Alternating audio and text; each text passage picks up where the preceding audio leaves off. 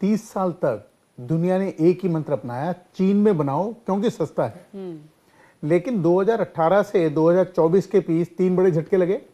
पहला, America China व्यापार युद्ध, दूसरा कोविड में चीन का लॉकडाउन, और तीसरा ताइवान पे तनाव, जो ताइवान के ऊपर टेंशन चल रही है चाइना से। अब दुनिया भर के सीईओ एक ही सवाल पूछते हैं कि चाइना के अलावा और कहां, और इसका सबसे अच्छा जवाब है भारत। डावोस में मेरी मुलाकात एक बहुत सीनियर अधिकारी से हुई। उन्होंने कहा, India is no longer plan B, it is a plan A for next decade. अब आंकड़े देखते हैं। 2020 में एप्पल ने भारत में आईफोन का कुल 1% बनाया, 2025 में 18% हो गया, 2027 में 25% का लक्ष्य है। भारत का इलेक्ट्रॉनिक उत्पादन 2014 में कुल $29 अरब का था, आज 110 अरब डॉलर से अधिक है। मोबाइल फोन के मामले में हम दुनिया के सबसे बड़े उत्पादक बन गए हैं।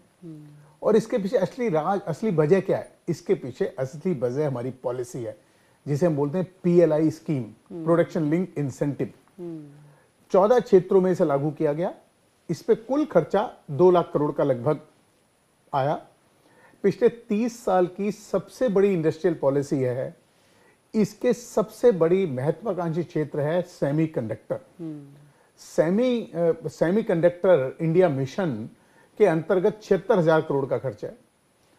टाटा PSMC गुजरात के धोलरा में प्लांट लगा रहे हैं, सबको पता है, माइक्रोन गुजरात में और टाटा असम में।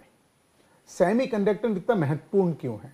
आज दुनिया का 60% एडवांस सेमीकंडक्टर ताइवान में बनता है।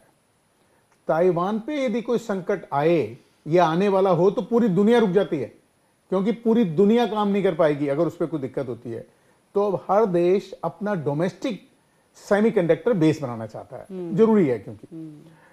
और भारत, अमेरिका, जापान, ताइवान सबके लिए भरोसेमंद पार्टनर फार्मा में पहले से ही हैं। हम बोलते हैं pharmacy of the world India को बोलते हैं जी। दुनिया की 20% जेनरिक दवाइयां हम ही बनाते हैं। यूनिसेफ की 65% वैक्सीन भारत से आती हैं। और अब API मतलब दवा का कच्चा माल के लिए चीन पर निर्भर थे। PLI ने इसे बदलना शुरू कर दिया, अब इंडिया की तरफ लोग देखने लगे हैं। देखिए, हमने अपनी कंसल्टिंग में MSSP के रूप में कलर टोकन, एक अमेरिकी साइबर सिक्योरिटी कंपनी के साथ काम शुरू किया, और मॉडर्न डाटा कंपनी के साथ, जो कि वैश्विक डाटा OS प्लेटफॉर्म बनाते हैं, उनके साथ काम किया जी।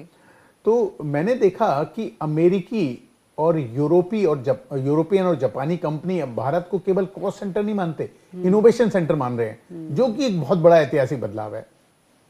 तो मेरा संदेश ये है कि पॉली क्राइसिस ने पूरे विश्व का नक्शा बदल दिया है, और इस नक्शे में भारत के पास सबसे अच्छी जगह है। और ये मौका है कि अगले आने वाले सालों में हम पूरी दुनिया को बदल सकते हैं, बशर्ते कदम अभी से बढ़ाएं। तो मुझे ऐसा लगता है कि चाइना +1 नहीं, इंडिया +none, यानी जहां भारत वहां कोई विकल्प नहीं चाहिए। इस पॉलिसी की तरफ आज हमारा देश बढ़ रहा है।